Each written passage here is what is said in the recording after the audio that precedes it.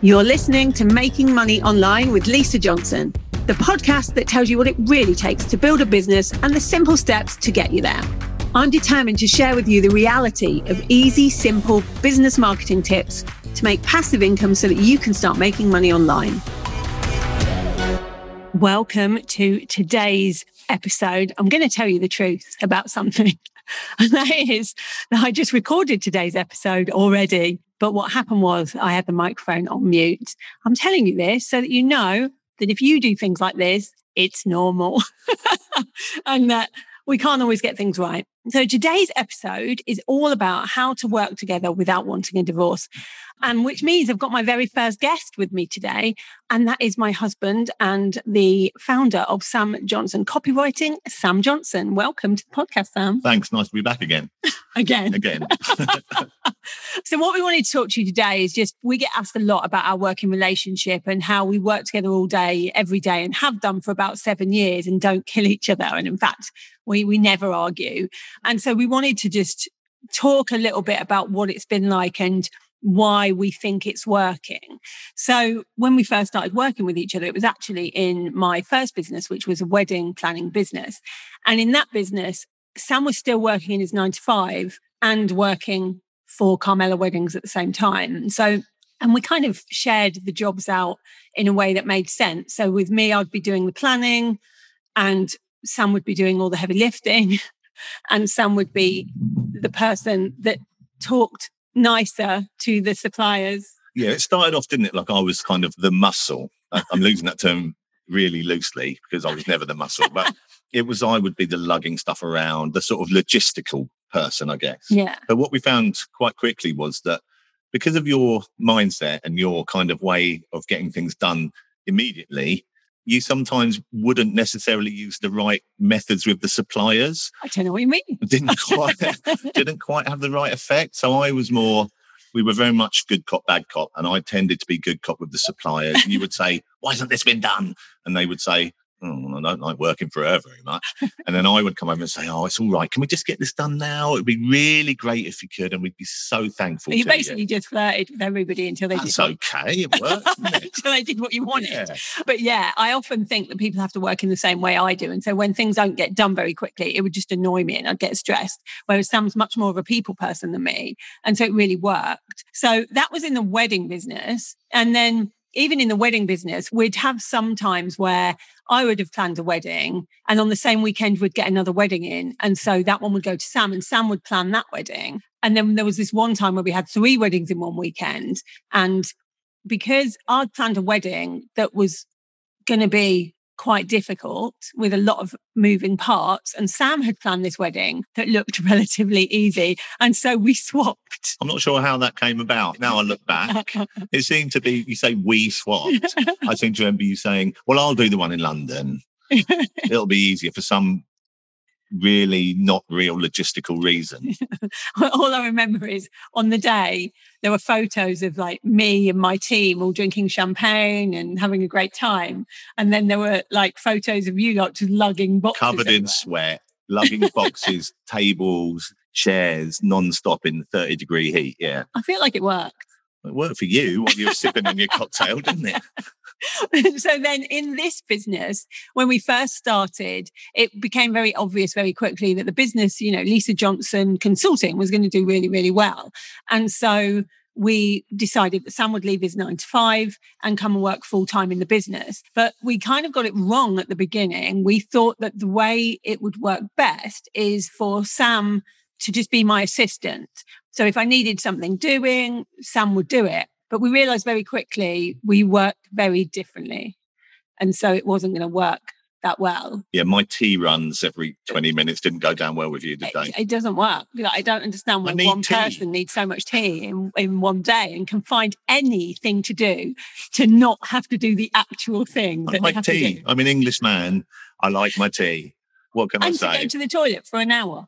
Not an hour, but I like routine. What can I say? So I'd be like, okay, we need this thing done. And I would expect that 20 minutes later it would be done because that's how I do things. If something needs doing, I'll just go and do the thing.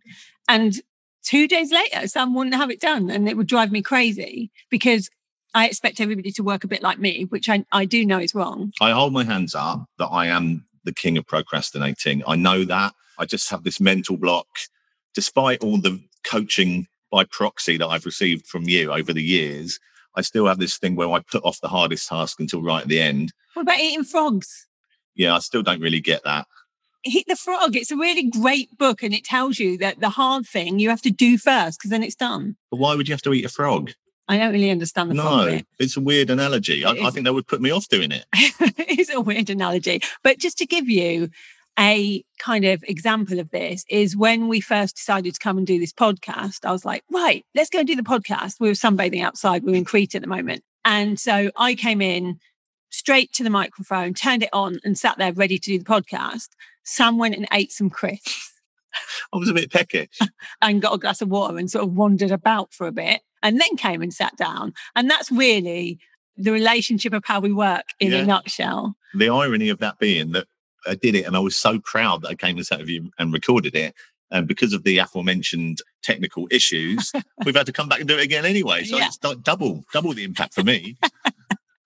So one of the great things about like when we were working with Sam, when Sam was like being my assistant, when we realized that that wasn't going to be the best way, the great thing was we realized very quickly, okay, let's work out what Sam's skill set is and then what could be taken off my shoulders and then bring that into the business. And that worked really well. Yeah, also there's the element of what things are not your strengths. Yeah. And I don't know if it's fortunately or not. It may be part of the reason why we're such a good team, business-wise and personally, that we do understand each other's strengths and we do have quite contrasting skill sets. For instance, I'm probably not the best person to do anything to do with cooking, anything to do with the kids. Yeah, the cooking one's good. It took you 3 attempts of burning toast to realise there was a little dial on the side of the toaster, which changed how much the bread I don't understand why they put a dial on it. Why do they put a dial on it? Surely toast is toast, whatever bread you put in there. I'm not sure that this podcast is the toast podcast, but people like their toast different shades of brown, don't they? It annoyed me. You seem to like yours black. I gave up on that day and realised I was never going to be the cook. Parking is not my strength either. Nah, parking, anything remotely sporty. Yeah, parking. I literally, in my old house, there was only parallel parking. So I used to drive up to the house in the middle of the road, beep, and then get out. And leave me to use my people management skills to placate the queue of irate drivers behind you. But you parked the car. I did, yeah. It's not my skill. And with the kids, it makes more sense for Sam to like do the whole school runs. I'm very uncomfortable in any kind of school playground situation. And so Sam does all of that. And when they need to go to the dentist and stuff. And then we realized that he had another skill that was really needed in business. Yeah, I like writing. You love writing? I do love writing. I've always loved writing songs, poems, stories, all the way through from being a kid. It's always something I've liked to do. And we got the sniff of an opportunity that I could actually do this as a job. Because you always had like 3 things. My you 3 wanted to things. do. Number 1, I guess it's like a lot of boys. Number 1 was Rockstar, which I was in bands and stuff. And I got to play the part of Rockstar a bit without the roadies and all the perks and the riders and everything. And number 2 was professional footballer. I played a bit of football. I was all right at football, but never good enough for that. And then I kind of hit this fallow period of working in offices, doing various jobs, always getting a bit of writing into those jobs. But now I've arrived at number 3, which is to be some form of writer. And I got there in the end, which is really exciting for me to be able to use that skill that perhaps I hadn't been using to its fullest. And how we realised that this was something that we could use is that Sam was already writing all of my sales pages and the website and ads and that kind of thing. And then people used to say to me all the time, like, who's doing your sales pages? And I'd say, well, my husband. And they'd go, can we use him? And I kind of felt like I was pimping Sam out. And so in the end, it became his main job and still is his main job for the business is doing all of the writing and even the emails. Like I do a Friday email every week, although the idea will come from me and some of the writing will come from me. It will be Sam that perfects that writing and turns it into a better way of writing. And then it will come back to me for me to kind of tweak it and put my words that I would use sometimes are different to Sam in there. But Sam's very good at getting my voice. I think that's a good example of a good relationship that crosses over personal and business in that we do know each other so well. that I do understand how you talk. And being a copywriter now full time, that's a massive part of that job anyway. You have to learn the voice of the person you're writing for. Yeah. So now that's what he does. And there have been some really positives to come out of working together. And one of the biggest positives is that Sam will often tell me things that a normal employee, and I do have other employees, would possibly not tell me because they'd be scared to. The big one, I think, and I think it has changed you a little bit, I'm never going to fundamentally change you, is that whole recognition and that kind of affirmation and recognition of when someone's done something good. Because I would write something, I thought it was great. I would be all chuffed and click send on the email, send to you, and I'd sit there for 5 minutes waiting for a little round of applause, a metaphorical round of applause maybe, or some kind of acknowledgement, and I'd get nothing. And I'd come wandering into you, wouldn't I, and say, did you get it? You go, yeah. And I'd be like, oh, okay, did you like it? Yeah, it's great, yeah. I'm like, okay, could you just tell me next time that you do like it? Oh, you didn't feel loved. No, I didn't. But I think that has helped you. I think with other people you work with now, you're much more likely to just, even if it's just a one-liner email saying, this is fantastic, thank you very much. Because it doesn't occur to me, I don't have that thing, because I don't need affirmation. Like, if I have a job, I do the job. And if I'm happy with the job, that's all that I care about. It doesn't matter what other people think. I don't need that external validation. And because of that, I assume that other people don't, which is wrong. You know, we all have a different love language. We all have things that we need to perform at our best. And some people need credit for their work and validation that they're doing a job. And actually, my other employee, my operations manager, Zoe, always says to me, the staff kind of know that if they don't hear from you, you're doing a good job. And if they hear from you, that means you're not. And that's always how I've been. But I'm trying to be better at that and be more like, okay, what does that person need to feel valued in their job? And I wouldn't have known that without you. No, I think it's important. And you are right to a degree that someone's doing their job. They're doing their job and they should do these things. This is why when the plane lands, I don't clap. No. I mean, all the people that clap. You don't clap the Uber driver when he delivers you to your destination, do you? No. So why am I clapping the plane person? Yeah, but you can still say, thanks for the ride, Mr. Uber driver. Have a good day. I do that. Sometimes. I don't like small talk. No, you don't like small talk. Sometimes it's quite cringeworthy watching you in a shop when a lady behind the counter is going, oh, I love this dress. It's a great colour. Where are you wearing it? You go on holiday and you're going, yeah, going on holiday. Yeah, thanks. Can't stand. Give me my receipt. I want to go. Because she doesn't really care where I'm going. No, she doesn't. It's all a lie. Yeah, that's true. I don't like the fakeness of it. Well, you can give her a little bit of feedback. Yeah. So it's kind of worked because not everybody works like me. And I do need to understand that not everybody works like me. And that's okay. Like, I'm a head down, get things done kind of person. Not everybody is. So how we've managed to kind of make this relationship work as working in the same house and seeing each other all day, although we don't very much, is we've kind of kept everything really separate. So for instance, we have separate offices. I work in my office with the doors closed. Sam works in the dining room at the moment and he's getting an office built. And that's worked well, hasn't it? Because then it's like real work. I think that's a really good point. If you work from home, and I think this has become more relevant over the last sort of 18 months for obvious reasons, if you work at home, you need to still feel like you're going to work. Like, I wouldn't just come down and lounge on the sofa and get my laptop out. It wouldn't work for me. And I think for most people, you need to have a space that is your workspace. And the good thing for us is they are separate workspaces. So we might meet in the kitchen. You'll come in and ask me to make you some lunch because the toaster baffles you. And I'll be making my 15th cup of tea at midday.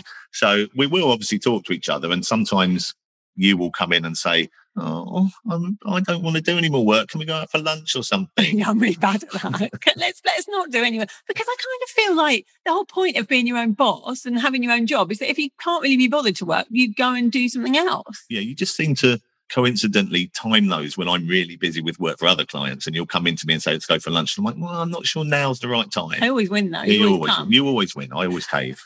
It's food. So have things separately. Like if you are working together, don't work in the same room. Don't be seeing each other 24 hours a day. And the other thing we do is after 3 p.m, Sam goes and gets the twins at 3 p.m. and we don't talk work after that. Like it's completely separate. We wouldn't just like start talking about work while the kids are there, for instance. There will be times like maybe when we're on holiday that one of us will get an idea and go, oh, like, I've got this idea for work. What do you think about this? But I believe that we would do that if we weren't working together. Totally. I think it's absolutely crucial that you do have this cut off. especially if you've got kids, because they'll be confused, but also for your own sanity and your own relationship, because you need to have time that isn't work. I think those bits you just mentioned about coming up with ideas, they don't feel like work to us, do they? No. That creative spark that you get is what keeps us going. And if we're able to share them, which we are by virtue of working together, that just adds to the fun of it. And it feels more like that creative process just sort of fuels the fire, and it doesn't matter where you are. And then 5 minutes later, we'll go and have a beer. Yeah, we chill share out something anyway, else. so. Yeah. And the other thing is Sam comes to the team meetings every week, even though we're in the same house. He will come to the same meeting so that he hears everything that everybody else hears at the same time, rather than me constantly talking about work all the time and drip feeding him information. It doesn't really work that way, because then we'd end up talking about work all the time, because in my head, I'm constantly thinking about work. So if I was constantly telling him what I was thinking about work, we'd never stop. Yeah. And that's not a good thing. I totally agree. I quite like the team meetings. I feel kind of official and actually, a proper part of the team. Yeah. But it has worked. We've never argued about work. We have differences of opinions about work all the time, and about things that I should post and not post. And you'll do things like, for instance, Sam writes all our quotes for social media. So some of those quotes will come from me just in everyday life. I'll say something like, usually with a swear word in, and Sam will change it to a non-swear word. I think that comes back to knowing your skills and your strengths as well. That I would never feel like, when you're talking about something strategic for your business in an entrepreneurial kind of level, I don't really have that mindset and that brain capacity to think that way. But if you're saying to me, this is the copy I've put together to launch this latest idea, what do you think? I will then say, well, I don't think you've got that voice right for your client. From what I know, we need to change this. We need to change this. And that's a perfect representation of knowing what you're good at and using those strengths to make a more joined up business. Yeah. Because sometimes I'll think to post something, and Sam will go, that bit there comes across judgy, or that bit there, I'm not sure that's what you wanted to say. And it sounds different, because mine's like verbal diarrhea out of my head onto a page. I don't think about how it's going to come across. Also, I've got a very short attention span. Yeah. So if something doesn't grab me, we need to use me as the lowest common denominator. So if I will read it all, then anyone will read it all. Yeah, that's true. So they're the kind of things that have worked. Because Sam's not a born entrepreneur, I wouldn't say. No, again, the old procrastination traits would always stop me, I think. I have great ideas. I think I'm quite an ideasy person, but I'm not a follow them through to create something great person. Yeah. Whereas if I come up with an idea in the morning, that idea will be out there by 1 p.m. Oh, absolutely. We'll have done it. Or it makes my brain hurt sometimes, the speed that you do stuff. But I do get that not everyone can do things at that speed. I'm just getting used to realizing that, because it used to really frustrate me that people didn't do things at the speed I wanted to go, but I'm getting better at that now. So I wanted to talk as well, while Sam is here, about the kind of interesting life we have with me being the breadwinner, and how other people have perceived that, and how, when I first said to you, do you want to stop working? Do you want to come and work for the business? How that made you feel? Because there's lots of people in my world that the women are the breadwinners now. Yeah, I mean, there's a few different facets to the answer to that. The first one is I hark back to my childhood, and my mum always worked. And back in those days, I mean, I'm a bloke of a certain age, and back in those days, generally the mums didn't work. And my mum would drop us at school, or we'd have to get ourselves to school because she was working. She wasn't always there to pick us up. She couldn't always come to sports days because she was working. And often she would be earning more than my dad. And I never thought anything of this. But looking back, I realised that none of the other mums of my friends worked. And so I always bear that in mind. And secondly, I think this is a world, I find it quite strange almost, because I've become so accustomed to this, where there are these men who have this feeling of being emasculated because their partner is earning more than them. I always think, how would this work in same-sex relationships? There would be no differentiating there if one was earning more than the other. So I think we need to appreciate the world we now live in and get away from this kind of patriarchal society where it's always the man that's expected to be the breadwinner. It is still there, though. Yeah, it's definitely still there. There are a few things we've found, like, for instance, when Sam started, when we moved to where we live now, the kids started at school, and Sam did all the pickups and all of that kind of thing. And so he joined the parents' WhatsApp group. I want to say parents, because it should be a parents' WhatsApp group, but it wasn't really, was it? It was the mums group. And the thing that caught me out was the looks of patronising kind of appreciation at me because I managed to get my kids dressed to school on time with a packed lunch. Yeah, you got like, oh my God, you're amazing. Oh, you're amazing. Sam, taking them to school every day. I wouldn't get that. Don't get me wrong. A group of people telling me I'm great, as we touched on earlier, will never be a bad thing for me. But I need some kind of reason for it. I haven't done anything. I've got up and I've got the kids to school. This is not, they wouldn't go up to another one of the mums and say, well done for doing this. No. But just because I happen to be a bloke, I got this. So it really started to grate with me. And we had a WhatsApp group and every message in it began with, hi, ladies.